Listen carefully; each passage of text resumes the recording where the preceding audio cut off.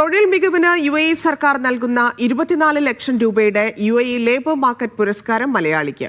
കോഴിക്കോട് കുറ്റിച്ചിറ സ്വദേശി അനസ് ഗാദിയാരകത്തിനാണ് പുരസ്കാരം.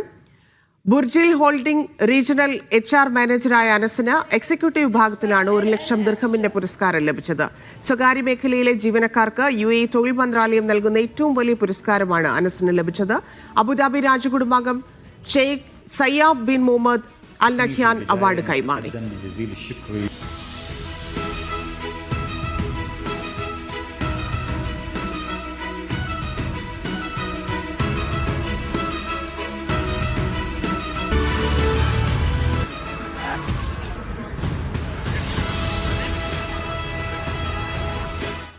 ഈ വർഷത്തെ എമിറേറ്റ്സ് ലേബർ മാർക്കറ്റ് അവാർഡിൽ സ്കിൽഡ് കാറ്റഗറിയിൽ 1ാം സ്ഥാനം ലഭിച്ചതിൽ ഞാൻ വളരെ സന്തോഷവാനാണ്.